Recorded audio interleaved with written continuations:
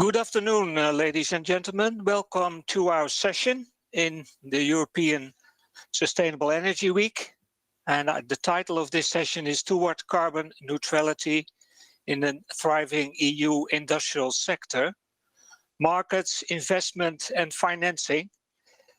And we also will speak a lot about research and innovation in that sense.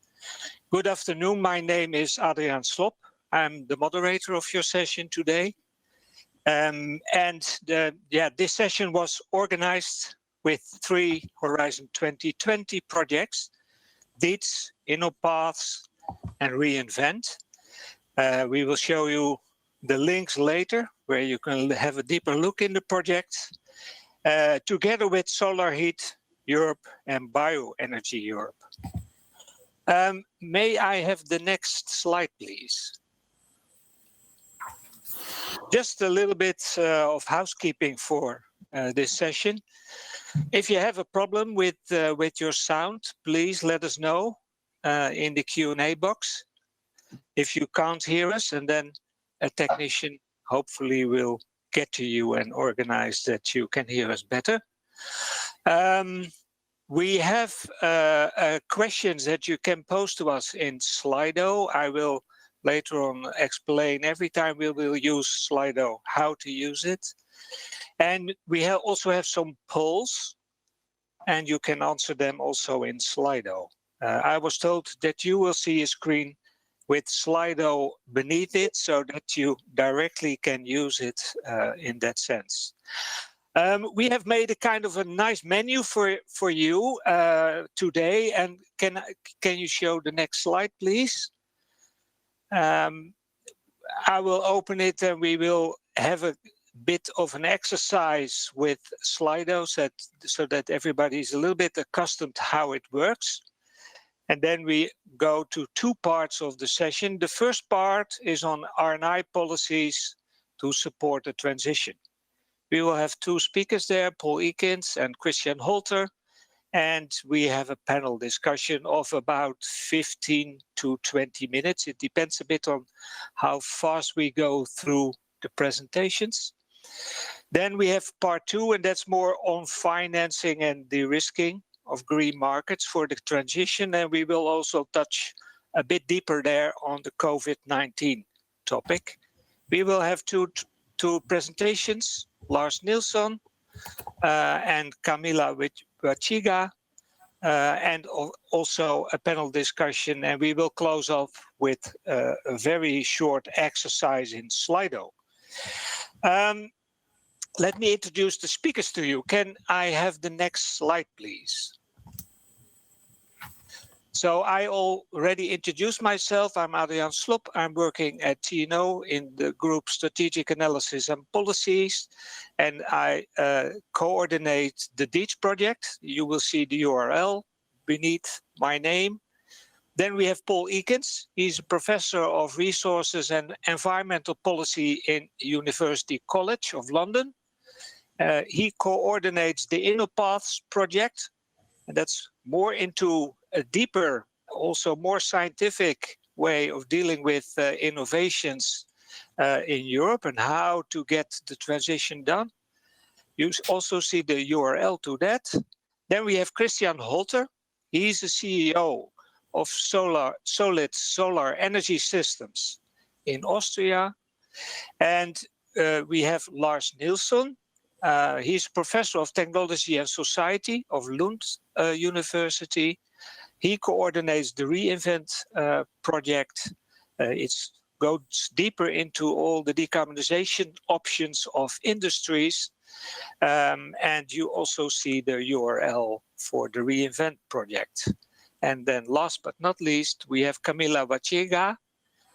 She is Director Energy and Public Affairs at Veolia based in Paris. And now I have introduced all speakers. I want to, let's try a first exercise with Slido. Can I have the Slido poll, please, in front of us?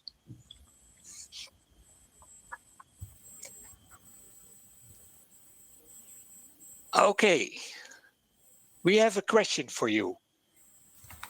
Just to exercise, where should the funding for research and innovation come from to fully decarbonize the industrial sector? And you have 5 categories that you can choose of. It should be paid by industry itself. It should be paid by government, including the European Union, banks, investment funds, a mix of these, and you don't know. So please vote. Hopefully you see how it works.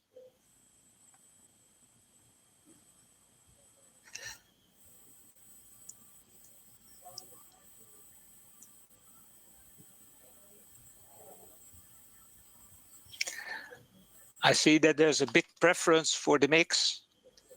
I couldn't have expected something else, I think. But there's also some preference for industry and government.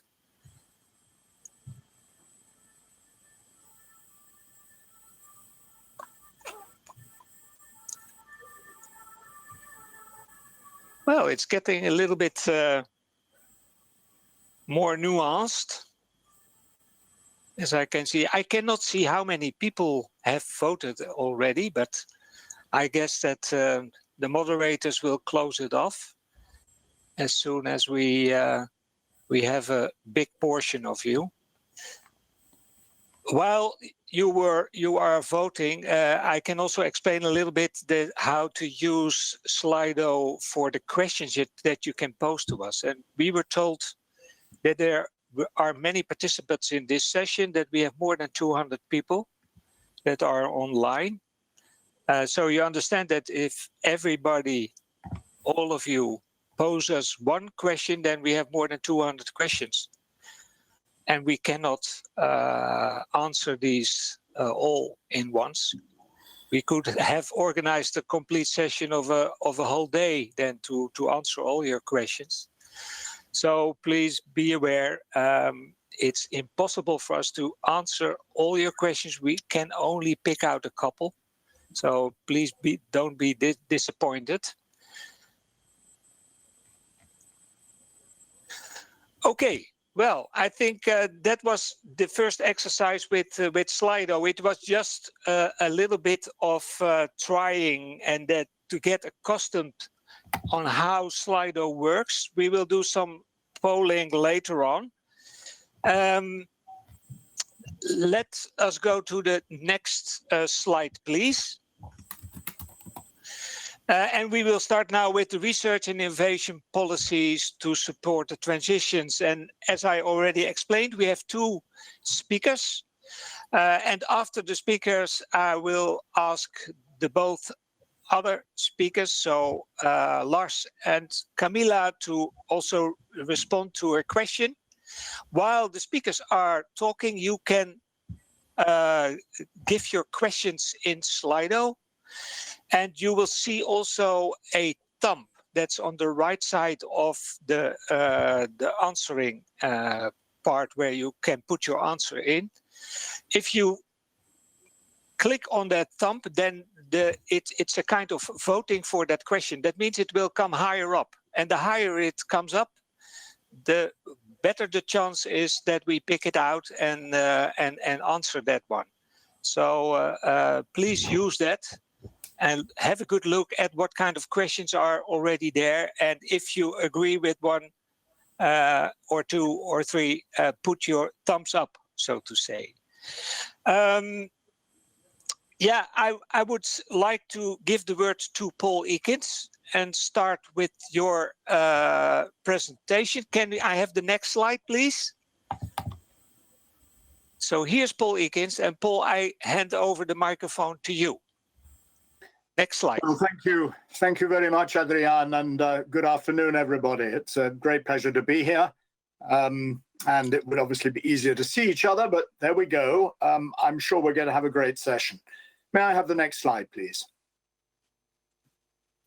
So, as Adriaan said, I'm the coordinator of the Inner Paths project, which is now into year 3.5 of its 4 years.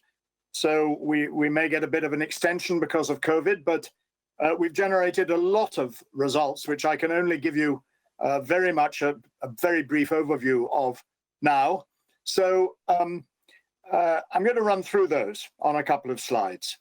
The first one is pretty obvious, but is absolutely critical, that research and innovation have been key in driving down technology costs. Whether we're looking at the cost of wind and solar, the cost of batteries, the cost of fuel cells, we can see that they have all come down, and that is not an accident. That is a result of research, innovation, and deployment policies, and that is absolutely critical in the low carbon transition ahead. There are a number of areas where we need further innovation of this kind. I could pick out electric vehicles, I could pick out electrolyzers, I could pick out hydrogen storage, all sorts of areas that are still immature technologies which we are likely to need in the low carbon future, and where we absolutely need to drive down the costs. My second bullet point is to do with how these cost reductions have come about, and we've spent a lot of time studying that. The answer is through network learning and scale effects. And in particular, innovation is as important in the large-scale deployment of technologies as in research and innovation into new technologies. The experience in the UK is particularly instructive in offshore wind. The first time we commissioned offshore wind through a kind of feed-in tariff, the cost there was £150 per megawatt hour. And the most recent feed-in tariffs for offshore wind have come in at below £40 a megawatt hour. And some people look at that and think, oh, well, you were very stupid to commission them at £150 a megawatt hour. But that completely misses the point that if we hadn't commissioned them at £150 per megawatt hour, we would not have learned how to do it, so that we can now do it at below £40 a megawatt hour. So technological innovation is not enough. It needs to be accompanied by social, institutional, and behavioral innovation. This is all very obvious. Mobility, for example, is not just a matter of technologies. It's a matter of habit. It's a matter of whether we commute to work or whether we work at home. It's a matter of whether we get involved in active transport, whether the infrastructures are there for active transport. I can take another example in the financial sector. Crucial to the deployment of many of these technologies has been the founding of state green investment banks.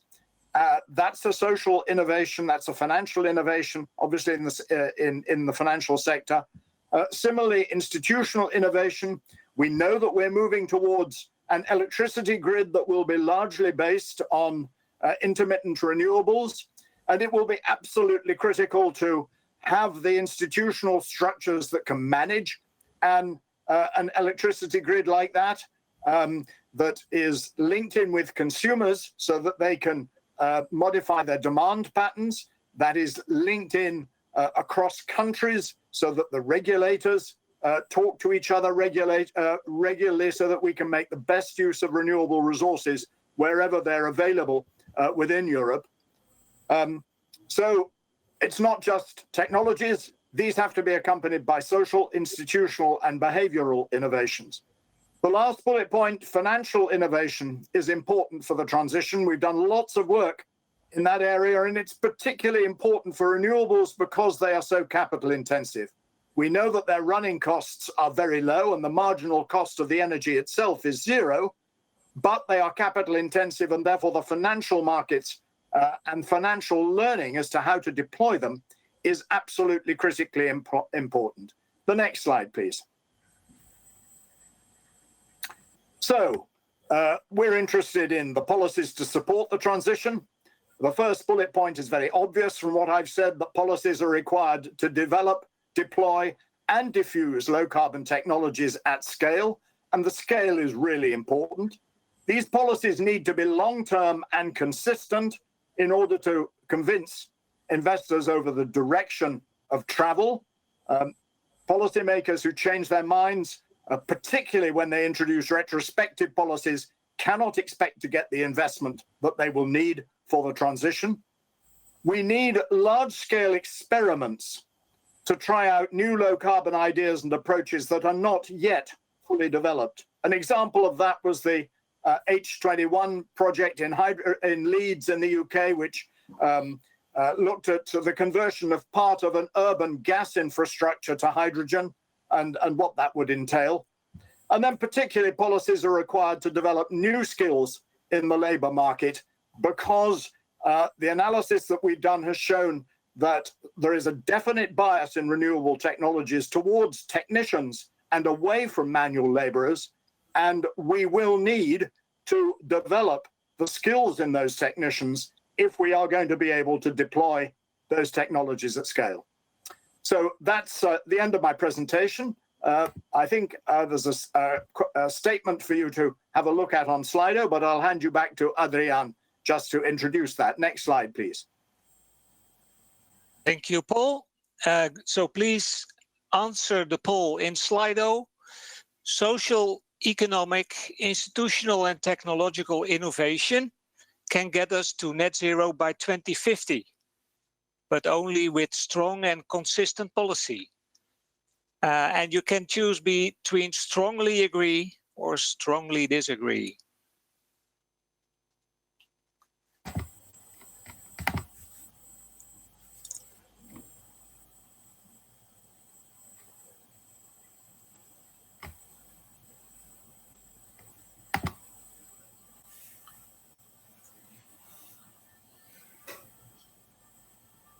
So please fill in your preference.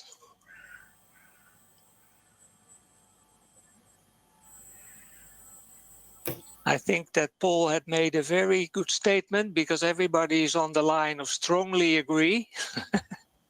But there are some doubts now. That's what I also see.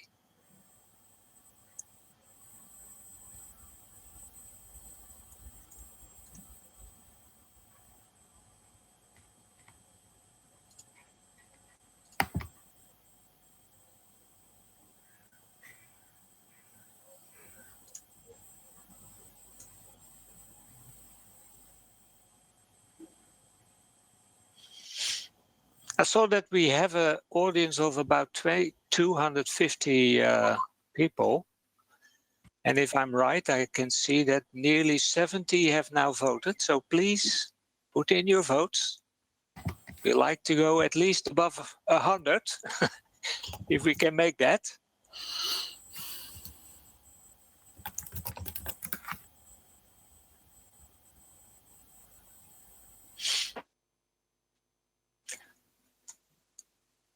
Okay. Let's go further on this. We will keep your questions as I see now your questions coming for Paul. Very good. We will do that later on when we start with the panel discussion. Then we can take one or two of these questions. And please don't forget to vote on it with your thumb. The higher it comes, the more likely we are going to answer it. So the next speaker is Christian Holter. Please remember that you can ask questions. And I already explained the thumping thing. So please go ahead. Christian, word is yours. Go ahead with your presentation. So thanks, Adriaan, for handing the word over to me. Good afternoon, everyone, from Graz, Austria. And I'm happy to be part of this session as well. Please give me the next slide. So when we look now on renewable technologies, I would say in the last 10, 20 years, the individual technologies as solar heating, collectors, wind energy, solar PV, they all have proven that they can supply energy. They have tremendously, all of them, increased in efficiency, and they have all shown that they are viable tools for the future. But now we need to put these things together to get a big picture. What is the role of which of these energy sources to find an overall system which is supplying us with all of our needs for heating, mobility, electricity, in the light that we still have limited resources around, that we want to have and need to have affordable costs on that. And when we go now for research innovation policy, I think the real important thing is to draw this big picture and then drive the individual actions towards the right targets. Today, we are at a point where many competing paths are presented by industries, by lobbyists, and most of them tell you we can do everything. And at the end of the day, I think the real challenge is to do here the balanced approach, saying what will be the low cost, the low resource solutions for giving the overall balance. And definitely we will need some high level value energy for peak power, for peak heating, for specific storages. And we will need low grade heat, maybe for space heating and simple things. So the question is, how will this big picture come together on the least cost, least investment, least resources starting point? And where we are today, I think, is on that we should be careful not to lose valuable contributions just because some voices are too loud and some things might get lost. So I think this decade, we really need to find the right direction, still start moving ahead, test things maybe even in parallel, and then have the strong big picture to go out. I fully agree with Paul, what he calls here financial innovation. I was just yesterday in a workshop about financing renewable projects. And it's often so frustrating when you see here that new technologies can provide lower life cycle costs than conventional fossil-based systems. And then you run in systems where the financing sector tells you, well, it's all nice, but it's long-term, it's risky. We understand what you say, but this is not what we are going to support, or we are going to open the doors. And my specific breakdown here is we need to find the business models for these transitions, because otherwise best technologies get stuck and move not to the scale and size we need them. And that needs business innovation, that needs kind of revolution as well in the financing sector. So there are many things to do outside the technology now. Next slide, please. Besides those technical and economical part, I think there's a big challenge on the worldwide scale. It's not only about Europe where we need to run this transition, it is well all the other continents. And we have in some cases similarities where we can work together. In some parts we can support each other, supplying knowledge. And it would be very nice to use this European know-how in climate solutions as a kind of front runner. It would be not only solving our issues here, it would be as well essential tool for promoting economic development and strengthen the European position in the worldwide energy transition. As a final point for the R&I policy, often real innovation, disruptive innovation happens not in the big multinational companies. It happens more in small structures where innovators have bright ideas, where they find and test and have the freedom to test totally new approaches that really can impact. The issue then is always how to bring these bright ideas from small structures into big business. And the roadmap with having demonstration lighthouse projects, then move to a structured rollout and bring those things in big scale.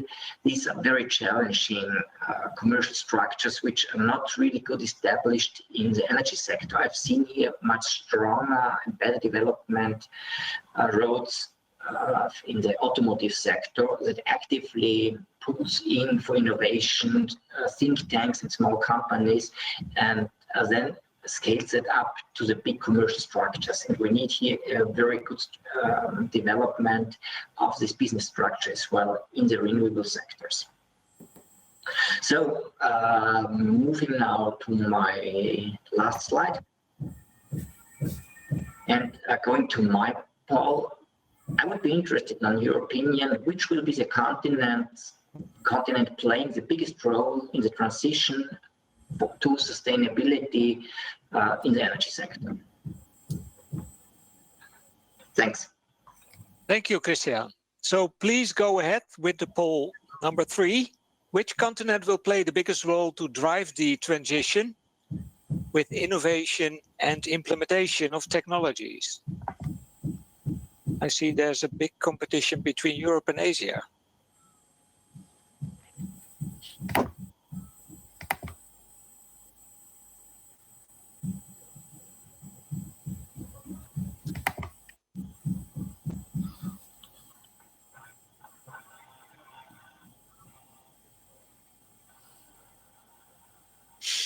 And while you are voting, I had a quick look at what kind of questions came in during Paul's presentation. I saw there were a couple of questions, but that you also understood quite well how to work with the thumbs. So at least the highest we will try to answer, but maybe also another one.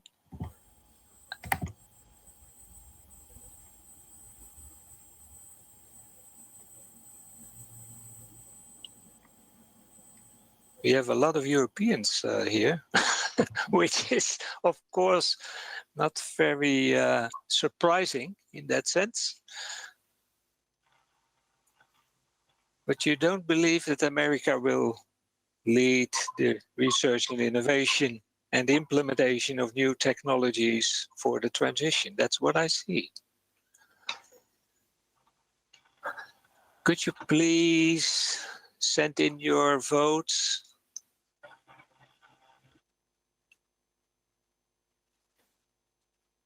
It's still changing a little bit.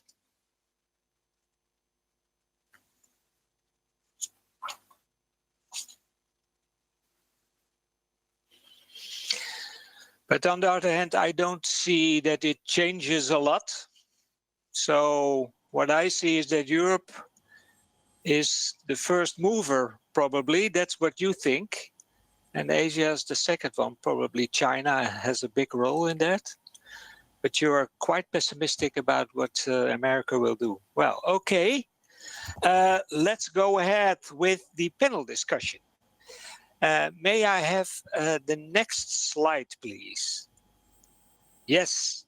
And I want to start and kick off the panel discussion with the question, what is, to your opinion, the most pressing issue for research and innovation policy for the timely decarbonization of industry? Don't forget that Paris asks us to be net climate neutral in 2050. So I want to give the word to Camilla. Can you give a very short statement, please, on this? And remember, for the audience, if you have a question for the panel discussion, please send it in, and we will do our best to take it up. Camilla. Yes, can I have the next slide, please? I don't think we have a slide for you here. Oh, already, okay. This was the question for the panel. Yes, so... Can we go back one more slide, please? Yes, sorry. Yeah, thank you. So what is, to your opinion, the most pressing issue for research and innovation policy for the timely decarbonization of industry? A very short statement. Yes, so from our point of view, obviously, we do agree with the, from the point of view of Veolia, who is a supplier of solutions and provider of services to industries and innovative solutions for decarbonization of industry. Our key concern is to have a framework that is, as said before, based for the innovation and the research policy, that it's predictable, certain, and it's also based on clear pricing mechanisms that will drive decarbonization. And this can be best delivered through a solid, robust, and predictable CO2 pricing. We see it as one of the key factors to that it's pressing in general, but it's also pressing for the research and innovation activities that we are carrying out within our company and that we develop for our clients. Okay.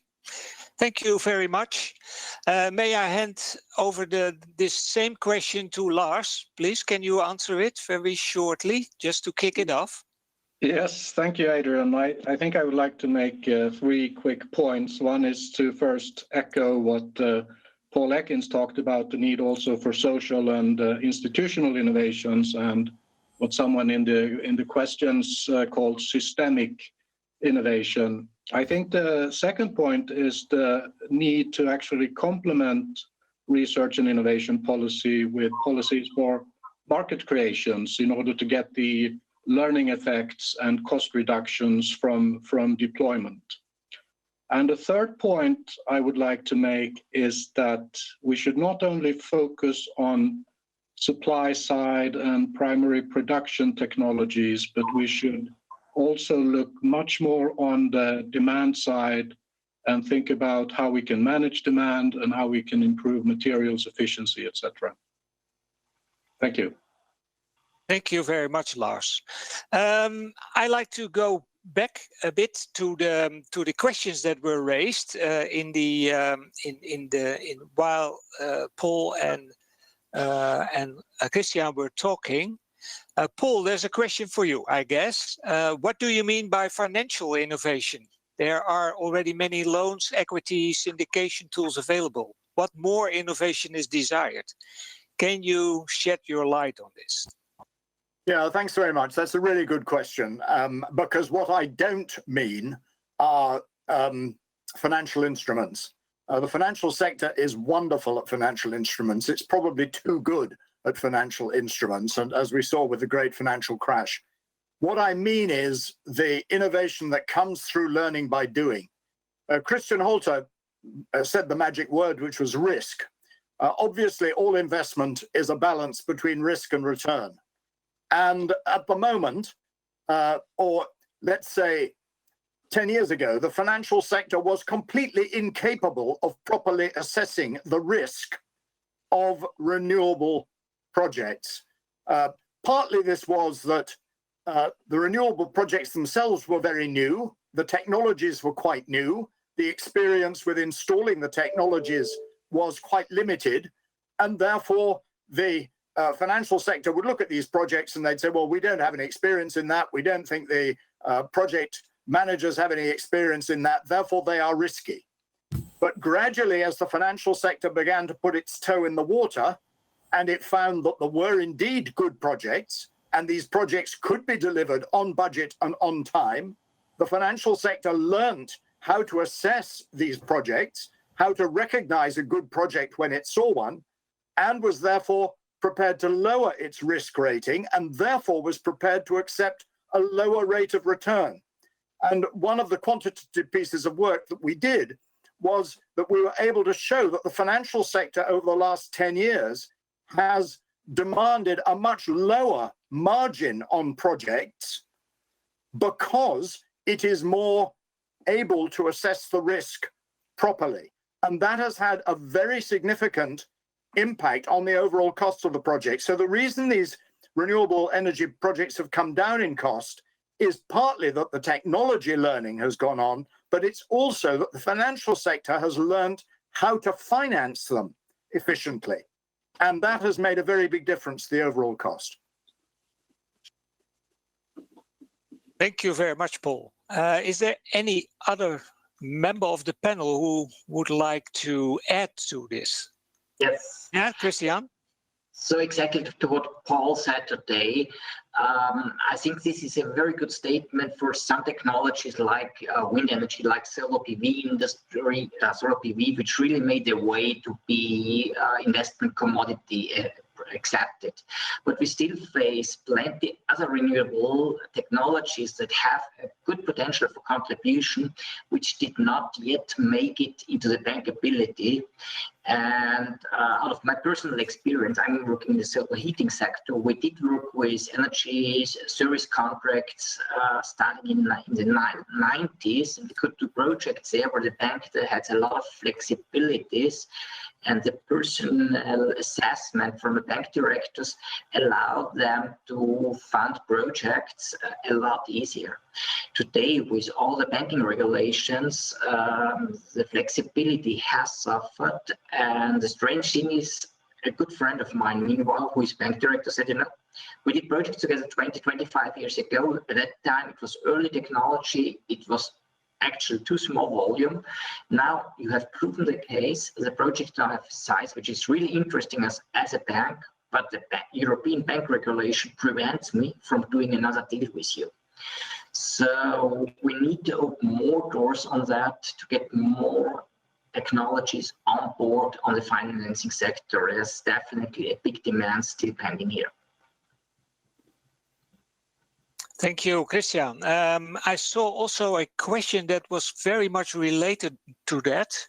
A question of Lisa Ferreira. Do you believe commercial banks and also the European Investment Bank are ready to accept market risk innovative projects, or are we still far from that? Christian, I think you already answered that question a little bit. Are there any... you can add to it if you want. I would say commercial banks are much more difficult than 10 years ago. What I do want to say is that banks like EIB, like EBRD, like IFC, like KfW, who are dedicated to these topics, they are much more open-minded. So commercial sector is more limited even, but the development banks, they really have understood the mission and they are moving strongly in this direction. Okay. But I think it's also important just to jump in there that the banks that Christian mentioned, if they come in first, and the Green Investment Bank is another example of that, and they're prepared to take some of those first risks, then that acts as a very important signal to the commercial sector that in fact the public sector has skin in the game, that the public sector believes in this, and that immediately affects their own risk return evaluation, and you're more likely to get commercial finance in there on the back of that. Yes, thank you, Paul. Camilla, maybe you can also add to it, or you don't have a clear view on this banking issue? The banking issue is pretty far from my considerations, and I'm unfortunately not an expert on that. However, okay. Maybe we can have 1 minute just to tackle another question that I see on the slide, that it's quite interesting one. Please let me know if that's possible. You can do it. Yeah, so the one about the electrification as the only way to decarbonize the industry sector.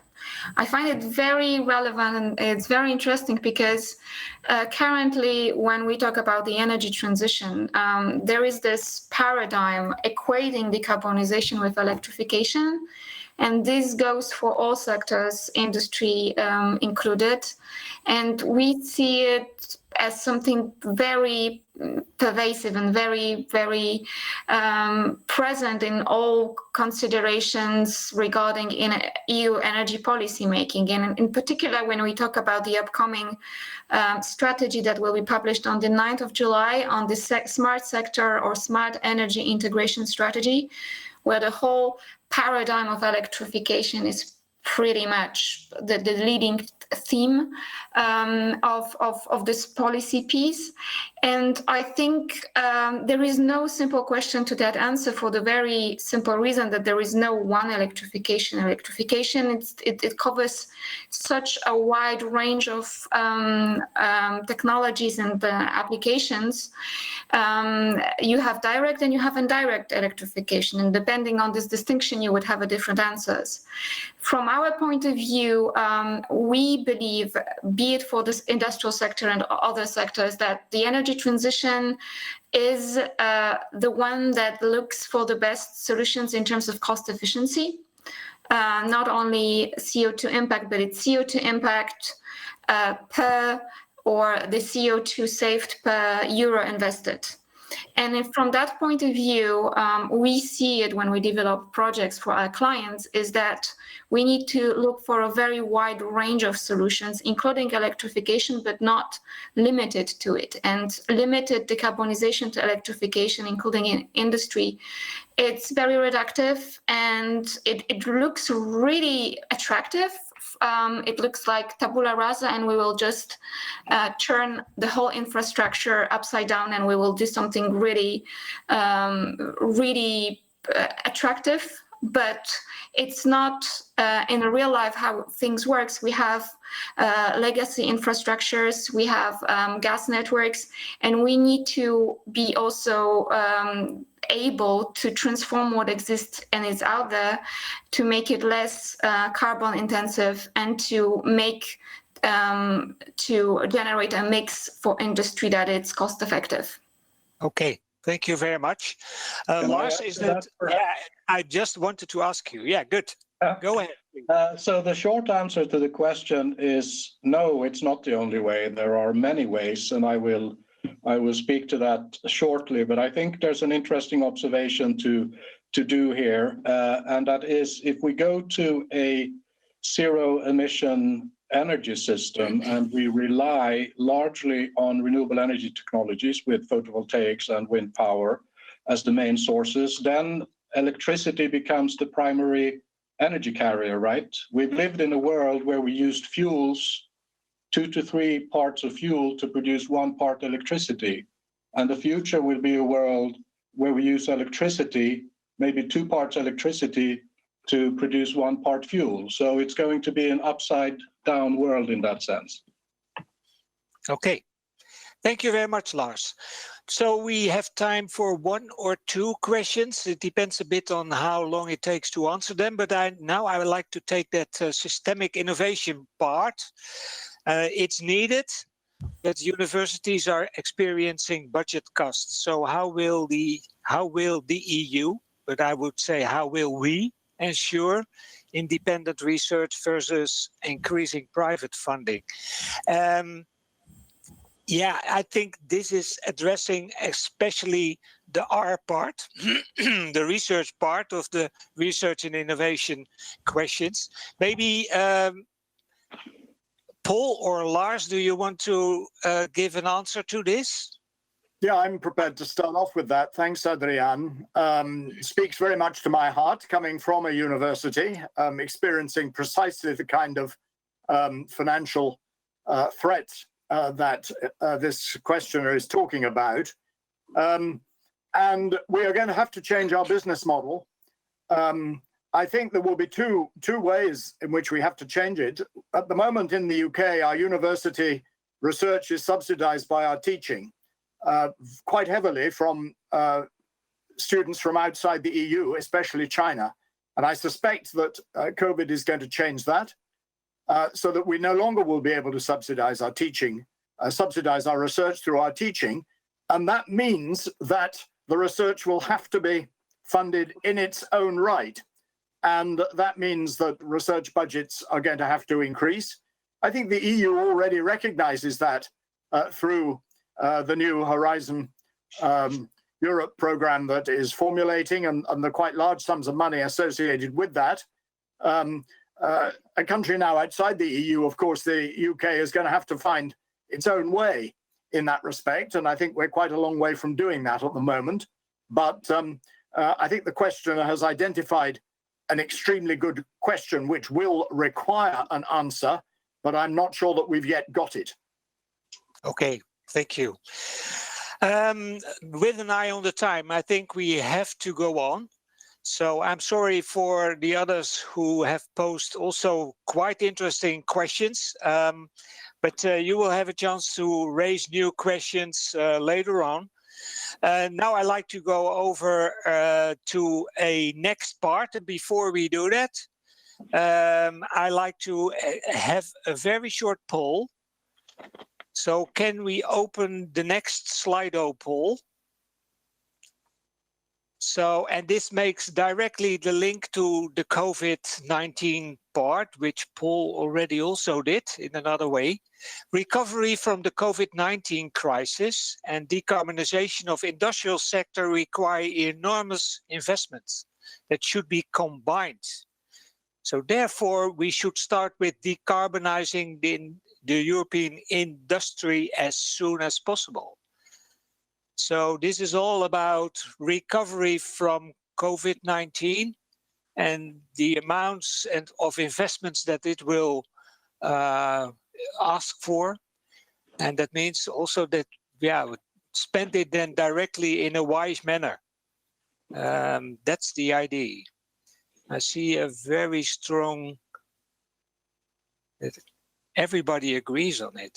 Strongly agree or agree. So please vote on it.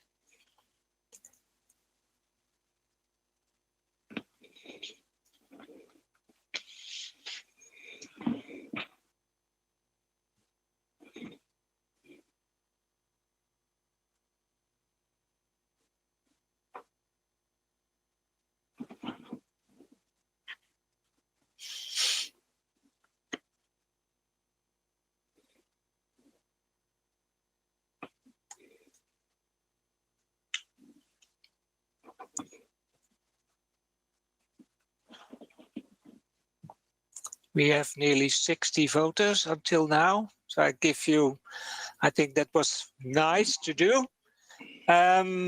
Let's go over to part number 2. Can I have the next slide, please? So this is all about financing and de-risking of green markets. For the transition, we already spoke a little bit on that, and Lars already made his point in his statement about making also seek to it that the markets are also created, that we don't forget that. Lars Nielsen and Camilla will both have a short presentation, and the procedure is in the same manner. You can ask questions, and we will come back to those questions in the panel discussion. So can I have the next slide? Because Lars is again there, and Lars, please go ahead with your talk. Thank you very much, Adrian, and hello everyone, and welcome to Lund University this time. I will put the focus more on the heavy industry, the energy and emissions intensive industry, which are sort of a focus in our reInvent project.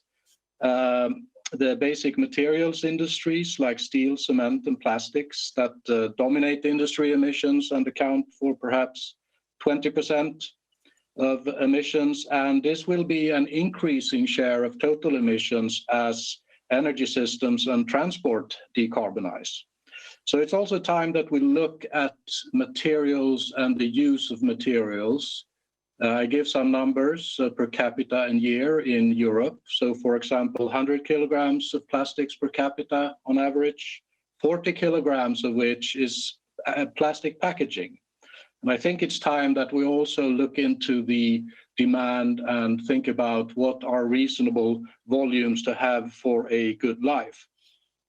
Now, the basic materials are a bit tricky because if you want to produce them in fossil-free ways, you typically increase the cost of the materials. And there are typically less scope for cost reductions than what we have seen with modular renewable energy technologies like both Christian and Paul talked about, the impressive cost reductions.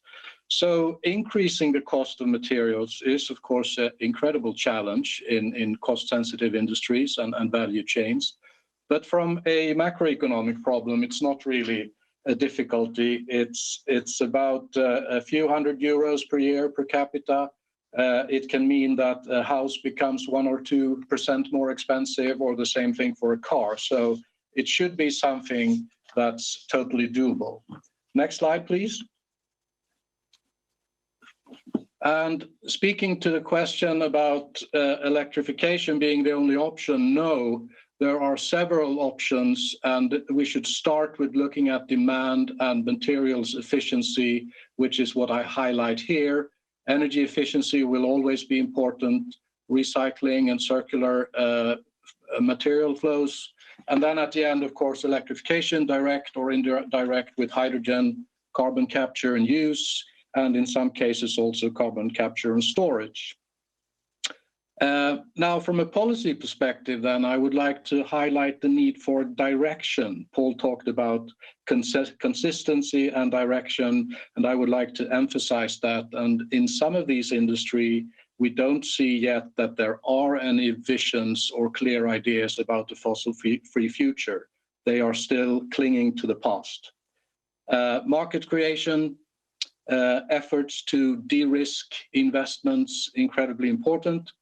And one other thing I would like to add here is governance capacity, because when we come to these industries, we typically see that those are not what political scientists call institutionalized policy fields. It's not like energy or transport that we have worked on for decades, where we have agencies and universities and ministries with all the expertise we need. So we need to build a lot of capacity also. Next slide, please. So a few important things. Voluntary lead or niche markets can be very important for experimentation, trying out new things. But I would also like to highlight the importance of regulations. This can be building codes, for example, or standards under the Eco-Design Directive. Typically in policy terms, we often focus on market and economic incentives, but regulations historically have been proven to be very, very important. The third point, to make these fundamental technology shifts in primary production technologies with electrification or hydrogen steelmaking or what have you, I think it's key to make them profitable investments or bankable, for example, through carbon contracts for difference. We see the example from renewable energy technologies that much of the push there came from actually more or less risk-free investment conditions with feed-in tariffs that guaranteed more or less the return on your investment. The trick here is that in basic industry, it's very large investments and economies of scale.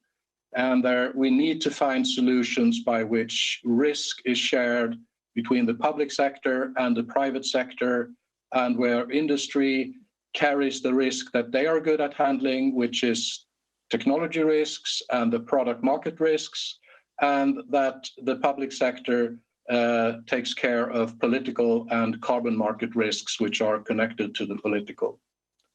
Thank you very much, Adrian. Back to you. Thank you very much, Lars. So we have a statement. Can I have the next slide? And please open the Slido also. Do you think governments will use post-COVID? Now I lost the text. Do you think governments will use post-COVID-19 stimulus funding to decarbonize industry?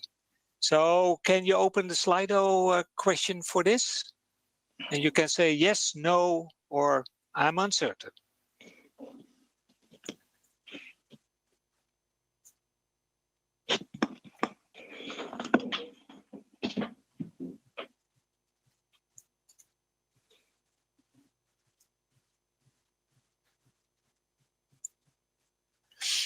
While you are voting, I'm looking at the question and answers. Though there are not so many new questions coming in, so please post your questions and use the thumbs if you like the question, so that it comes up. And the higher it gets, the more is the chance that we will answer it and go through the panel discussion with it.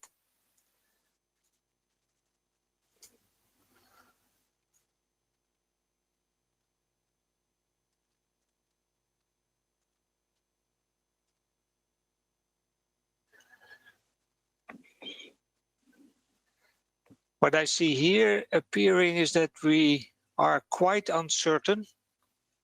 There are not so many people who are saying no, but we have our doubts. That's what I see with this poll. So I think that we can close it off. We have more than 60 answers now. So thank you very much for voting. And then I like to go over to the next speaker in line. Camila Pachega, I already introduced her. So Camila, go ahead with your talk. Thank you. Thank you very much. Can we have the next slide, please? Yes, so COVID-19, because it's one of the focus also of our session, has created a very specific context in which the current challenge is not only about maintaining the EU industrial fabric and to keep industries within the EU, but also to make sure that we manage and we put efforts into transform it radically to align it with the objectives of the EU Green Deal that was announced in November last year, and to make a reliable transition to low carbon solutions industry. So I represent a provider of solutions, a facilitator of such process, which is a company called Veolia. And we've been working with our clients for a while now in a partnership to enable such transition, in particular to enable a switch from fossil fuels towards low carbon fuels and energy carriers, as well as to streamline and optimize their industrial process and the management of services and utilities on their sites. So those technologies include, for example, the use of waste heat from industrial processes, biomass-based solutions such as replacement of coal by biomass or biochar, biomass gasification, the use of refuse-derived fuels, CO2 capture, potential development of green hydrogen on site, and efficiency measures such as, for example, the use of cogeneration units. So the technologies are actually there, they are mature, they are known, but the real challenge is to find the right economic model for us and for our clients and scale up the development of those solutions. And there are multiple challenges that we've identified for those type of solutions that we proposed. And those are linked mainly to the economic model, to finding the right mix for financing, and to find a way to de-risk those solutions. And for us, one of the best alternatives and the best issues would be to find a political framework that would promote and incentivize the creation and development of what it's called industrial clusters and industrial platforms, which is basically the same. The next slide, please. Can I have, oh, thank you. So why are we so much in favor of such solutions such as industrial clusters? Because when we intervene, be it as a owner of a site or owner of a one facility, or just in charge of a maintenance and performance contract, we can actually audit the entire park and we can analyze the pooling potential and needs on the scale of the entire site. We can plan and execute the decommissioning and replacement of aged fossil fuels-based capacities with the new fuels and the mix of new fuels, which is also important because this is something that would not be feasible at the level of one, for example, industrial facility. We can embark industrial stakeholders that would otherwise not be encouraged or incentivized to use those kind of solutions because the threshold, because the size is too small. And we can also optimize the size of existing and new installation to make sure that the economic balance is achieved, the economies of scale is achieved. We can improve the overall efficiency on the site because we can intervene both on the supply and the demand side of our client. So, for example, the typical solution is the cogeneration, that it's the simultaneous production of electricity and heat on site that can be used both on site or exported. Electricity can be exported to the grid. We can also implement something that it's called the industrial ecology, where the waste of one industrial stakeholder can be used as a raw material for another. So typically this is, for example, the use of waste heat that it's generated by one industrial stakeholder that can be used in a process in another facility. And then the last bit that it's quite important to us is that the whole solution requires the right governance structure of the new cluster or of existing cluster in order to both lower the risks from a bank insurance perspective, and then because it will also enable us to ease the financing. So our concern is not only to intervene with ready-made technologies, but to make sure that the partnership that we propose, the contract that we propose, is structured in a way that everyone sees its part, sees its responsibilities and also benefits, and where the risks are redistributed in that way that we can actually look in the same direction with the view of decarbonization of the entire site.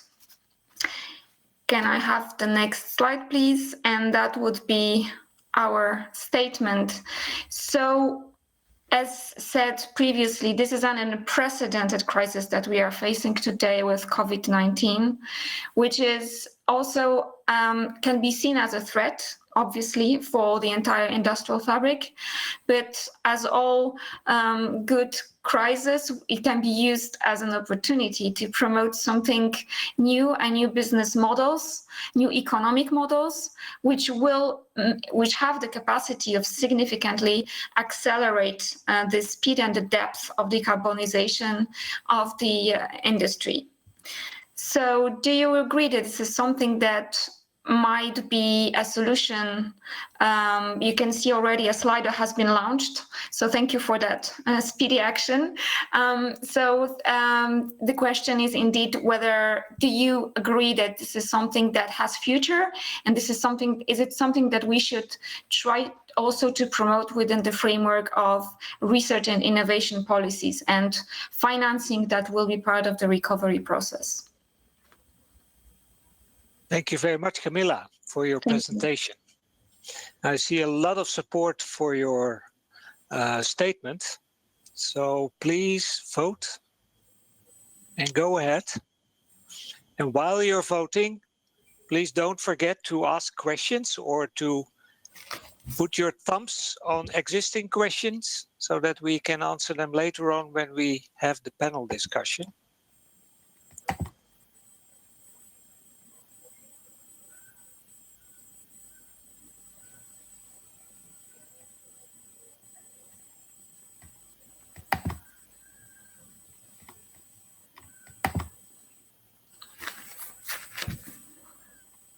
There's a little bit doubt and disagreement coming in now for your statement, Camilla, but I think that's good. Then there's something to debate, so to say.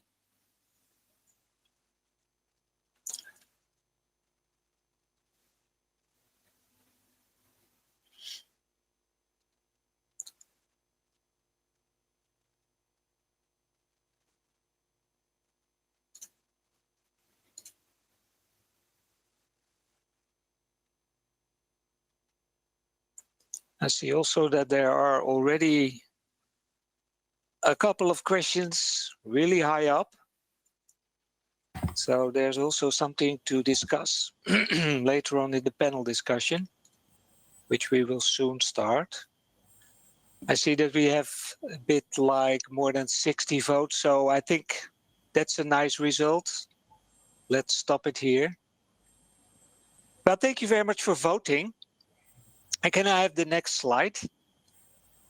Because we want to discuss now this question about financing and de-risking of green markets, and also the relation with the COVID-19 in the panel discussion. So a little bit symmetry with the first panel discussion. I like to open it up with the question about what is, to your opinion, the most pressing issue for financing and de-risking of green markets? And how do you think that recovery from COVID-19 will influence this? I'd like to start with Paul Ekins. Can I have your ideas on this, Paul? Yes, well, thank you for that question. And I think my answer to that goes right to the heart of some of the policy issues that several of us have stressed, which is that at the moment, the markets don't believe that we are going to go into the low carbon transition and get net zero by 2050. The markets simply don't believe it. And you can see that by the valuation of the big oil companies. The big oil companies are probably, if we go towards net zero by 2050, the big oil companies are probably worth about a quarter of their current market value. But they are valued at what they are valued at because actually the markets believe that that oil and gas resources will indeed be pumped out of the ground and will be pumped into the air, and we won't meet the Paris Agreement targets. And when and if governments are really serious about decarbonization, about the Paris Agreement, and put in place the kinds of policies that will help us to get there, we know we've got the technologies, we know we've got enough money, and this huge amount of money coming down from the COVID recovery could easily be spent on that. But if the markets believed it was going to be spent on decarbonization, you would see that valuation in the stock prices of the big oil companies. So that's something to be looking at in the future, because those markets will value the risk of getting to decarbonization by mid-century or not getting there, and you'll be able to see that very clearly in the stock markets. So most pressing issue is for governments actually to believe what they say and act on that belief. Thank you very much, Paul. A very clear statement. Christian, can I also have your view on this question? Right. Well, I think for some of the renewable technologies, we have taken a good way into the financing, but we need to open financing, de-risking for much more renewable technology approaches as district heating, as solar thermal heating, as more biomass. We do have an enormous potential on technologies which have not yet made their way into the financing and which are still seen as non-bankable, too small, too risky, whatever. And this is really hindering applications of an enormous potential we should go for. That's one point.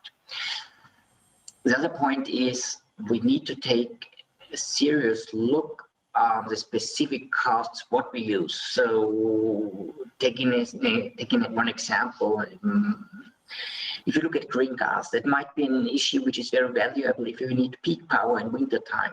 It might be a huge waste of investment if you use that for low-grade space heating all year round in houses. So we need to find mechanism really to say what value, what costs can we allocate for the different applications and put that on the right spot. It's not only having enough sustainable energy available, we cannot afford putting the most expensive technologies in everything. We need to have this balanced thing, and here the specific costs and the specific applications always need to go hand in hand. Okay, thank you, Christian. So let's go over to the real panel discussion, and I have a good look at what kind of questions there are. I see that there's one in top. The cost of decarbonization is huge. How can we protect EU industries from carbon leakage? Who likes to take that question? Lars, go ahead, please. I can start with that one. I think Paul might be the real expert, but he can correct me. So first, I probably don't agree with the statement that it is huge. I think for most industry and light manufacturing, decarbonization could be an upside of being early movers in that respect. I'd like to recommend, I don't have the numbers on the top of my head, but there's a report in the Industrial Transformation 50 project by Material Economics that looks at the cost. And yes, it's costly for some of the emissions intensive industries. And there's basically two ways of dealing with it. One is to support industry, for example, by creating demand pull markets for green or fossil-free materials. And that can be done in different ways, and it can be done in ways by which non-European producers of green materials could export into the European market and get the same level of support. The other way to go is to have high carbon prices and then protect industry through carbon border adjustment mechanisms, which is something that is frequently mentioned in the EU industrial strategy document. So there are different ways of dealing with it, and of course it will be a tricky path to walk, but this has to become embedded into industrial policy and international trade policy. Okay, thank you, Lars, for your excellent answer. I also saw Camilla waving. Is that right? That you wanted to answer this question, or?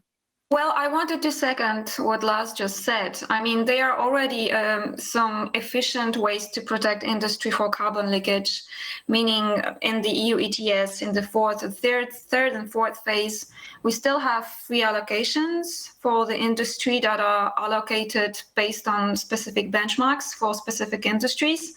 So this is one of the ways, but as Lars has said, because we are doing it on our own, only at the EU level, and other countries from the rest of the world are not necessarily having the same mechanisms, then the best way that it's being studied by the European Commission right now is to have a carbon adjustment mechanism at the border. Obviously, this is a very complicated topic. We don't know exactly how it might work, what would be the type of mechanism, whether it would be a duty, whether it would be an import tax. We don't know where are we standing in terms of compatibility with the World Trade Organization rules, because it has to be legal in order not to trigger trade wars with other parts of the world. There is a question, which sectors exactly? Should we cover only one sector, start with one sector, for example, cement or steel production? How are we going to calculate the CO2 content of the products? Are we going to apply life cycle analysis to it? So it's a very, very tricky one, but still, I think the European Commission is right now in two minds about that, meaning that if the rest of the world doesn't make a move in order to protect, not rather to protect, in order to impose similar mechanism, CO2 mechanism to their industries, we will have to move with this system. But I would not expect the decision before 2021, as you mentioned, Lars. It's mentioned in the EU industrial strategy, but we don't know exactly when and how we can expect that. If I may just come back to the previous question that you've asked at the beginning, the launching part of this section about the financing, the one that is very closely linked to it is still the issue of the CO2 prices. And it's very closely linked because one of the key incentives for the EU industries to make a transition is high energy prices. And the high energy prices will be induced by high CO2 prices, and directly you will have incentive to change if you have to pay for the emissions that you generate when you produce a product or a service. So we see that with the COVID-19, there is a significant impact on the CO2 prices that crashed in those last months. And I saw the recent international emissions trade association annual sentiment survey, when the members of the associations were surveyed to express their prediction of the CO2 price, and they expressed that they see the average price of CO2 to remain at a level of 31 euro per ton, which we know today that it's absolutely insufficient to drive decarbonization efforts. So that would be one of our key concerns, I would say. The second one about the financing and Could you please make it short? Because I also like to go through other questions, so please make it short. So the last point would be the impact of the taxonomy. The taxonomy that is being discussed right now in the EU, and how it will impact the recovery plan in terms of financing criteria and screening criteria for the technologies to be financed. So that's a big question mark that we have as well. Thank you. Okay. Thank you very much, Camilla. So I'd like to go over to the next question posed by Noemi Licini. What other solutions than regulations can create incentives for carbon neutral business models?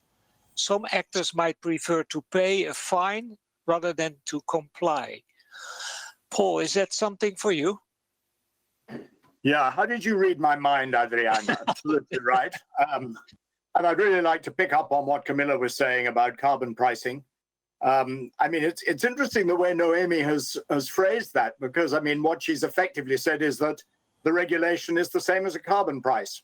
Because obviously, if you emit and there's a carbon price, you have to pay the price of the carbon emissions.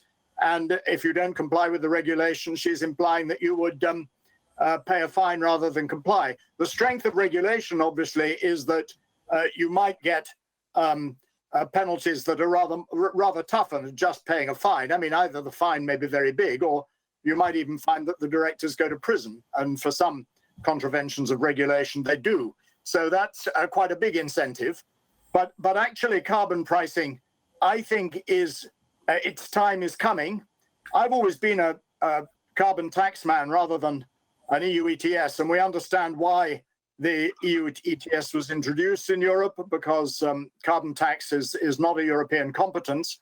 But I get a sense that that might be changing. And I think the carbon tax has so many advantages over the EU ETS, not least that the price is then fixed and can rise in the future on a predetermined trajectory. Whereas with the EU ETS, every time there's a recession or every time there's an economic shock, the price of the permits falls through the floor. And everyone who's invested in low carbon over the last 10 years, thinking that they're going to get a price of 30 euros a ton, they're so lucky. As we know, for many years, the euro price was about 5 euros a ton, the carbon price under the EU ETS. So I think we are beginning to think that carbon tax has something to recommend it. And I think to come back to this theme of policy certainty, if it were possible for the European Union and its member states to make markets believe that in 2030 there would be a carbon price of 75 euros a ton or $100 a ton, we would find enormous shift in investments moving in a low carbon direction in order to be ready for that 2030 year, because that's a significant price, and businesses and households and everybody else would be wanting to decarbonize. Thank you, Paul. Christian, very short, do you also have a view on this? How do you look at this part of carbon taxes, pricing, etc.? Yeah, it's the real point at the moment. These prices don't give any commercial fixed asset which has a calculate able value. And exactly as Paul said, one day in the past we have experienced price of 25, 30, then it goes down to 5 again. So you really can't build a business decision easily on that. And for the future, we need to have here fixed and reliable numbers that are enabling businesses, and not a risk position where most financing partners simply cancel it out and say it's nice to put it on, but we don't trust in it. Okay, thank you very much, Christian. Camilla, very shortly, you wanted to add something on the carbon tax. Yeah, Paul, I mean, we could spend the entire renewable energy week on that topic. Which mechanism is better, EU ETS or carbon tax? This is the river of discussion that we could have. The thing is, we've had a very good testing ground. The main issue for me when it comes to carbon tax is the social acceptability. And I work in France. We had a yellow vest movement last year at the beginning of this year, when the French government precisely set up a very clear trajectory for carbon price. This is exactly the solution that you were talking about, with a very clear, predictable trajectory for the gradual increase of the CO2 signal. And we've seen that this is something that for social reasons could not fly in the particular context. On the other side, you have other countries like, for example, Sweden, then where for years you have a very high level of CO2 taxation where it works and it's very effective. Hence the difficulty of finding the right mix of measures. And also with the carbon taxation, the backdrop is that you don't have the same homogeneous sign CO2 pricing signal across all member states, which can which doesn't lead to a level playing field. So I think for us, the challenge is to find the right mixture of market-driven and regulation-driven mechanism in order to drive this decarbonization of the industry. That would be my point. Thank you. Okay, thank you very much, Camilla. I'm sure that you and Paul can both have a big discussion on this, but please after this session. I like to have one more question, and I do it a bit in another way. I like to go to that question of Akshay Jamdade. I think that that question about investments, etc., is very close to the carbon taxing. And I think it's a quite interesting question. I wish to know how industries could adapt and prepare themselves for upcoming decarbonization policies. Who could give a very short statement on that? Lars, you're waving. Yeah, in a way, I think you could connect those two questions. Industry already live under environmental standards and regulations, and you could certainly include carbon dioxide emissions into that under the Industrial Emissions Directive. But linking to what Akshay is asking, one thing we could do is to link permitting of industrial activities and require industries to provide decarbonization or low carbon pathways or plans or strategies for how they intend to reach zero emissions by a certain year. Thank you very much, Lars. One of the others who likes to shed a light on this. Yeah, Paul, go ahead, please. Yeah, I mean, I think that's a very interesting suggestion. I have a lot of faith in European entrepreneurs and business people. And I think that if they believe that decarbonization is coming, they will adapt in order to meet it. There are very few sectors that cannot decarbonize with current technologies.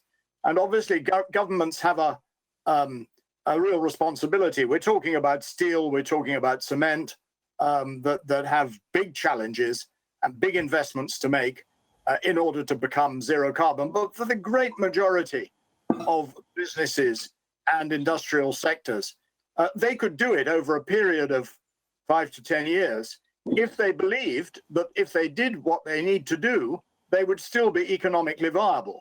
And that's the big challenge, that at the moment, some of the investments that they would make would require them to write off existing capital stock, and they wouldn't have the assurance that they would be economically viable coming out the other side.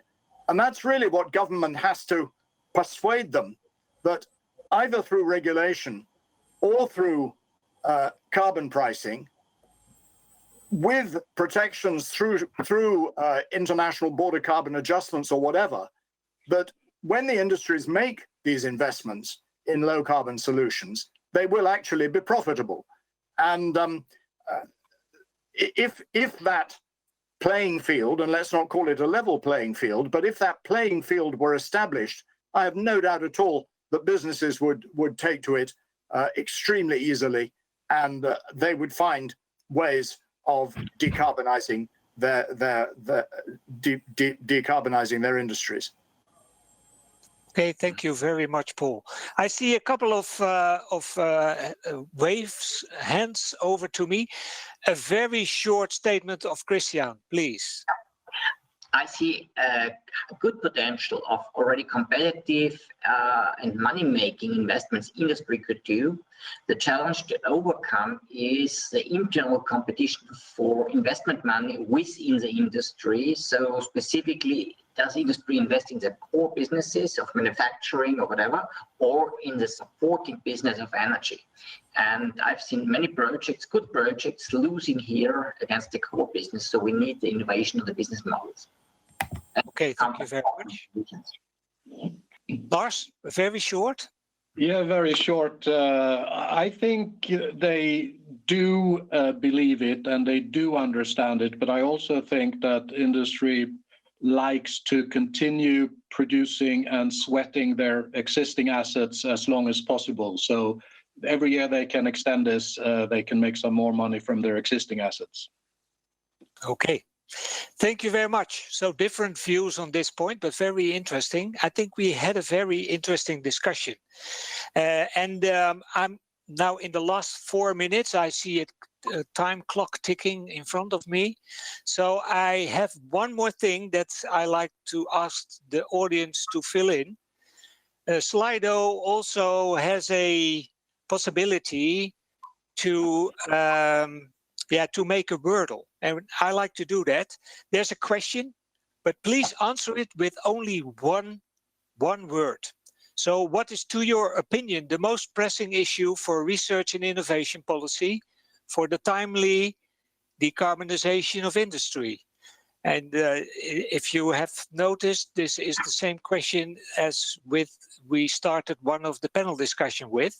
So please, one word that pops into your head. What do you think is the most pressing issue for research and innovation policy? And while you are coming up with your words, I like to thank the speakers for their excellent contributions. I think we had a very, very nice discussion on research and innovation, on funding, but also on policies, and also a little bit more about how to deal with helping people into the decarbonization issue. Sometimes you can do that with regulations, sometimes with fines, sometimes with carbon taxes, whatever. So there's a lot to be discussed further after this session, I think. So thanks very much to the speakers. I also want to thank the moderators that you don't see. There's a lot going on behind the screen, so to say, also the things that I don't see. But I guess it's quite hectic to get all these technical things going. But I think it went very fluently. For me, this was also the very first time to moderate a digital session. I like to moderate sessions when I can see people and I can see the audience. I cannot see that, but without that, I even can say, well, there was some nice interaction with you, and there was a good way of interacting with you, answering your questions. So hopefully next time we can see each other again. and then I can look you in the face. So I really want to thank the audience also for being here and for your active participation in this session. I see now that the biggest word is the ambition. So there needs to be ambition. I think that's also something that several speakers stressed. Ambitions from governments, ambitions also from industries to go ahead with that. The text is also quite big. And I see here and there leadership coming up. Long-term vision, urgency, collaboration, indeed. It's something that also was touched upon in one of the contributions. Consistency, as Paul also said. So I would say thank you very much for the contributions, and I want to thank the organization, and let's stop it here. It's 5:30, so thank you very much, and hope to see you next time live.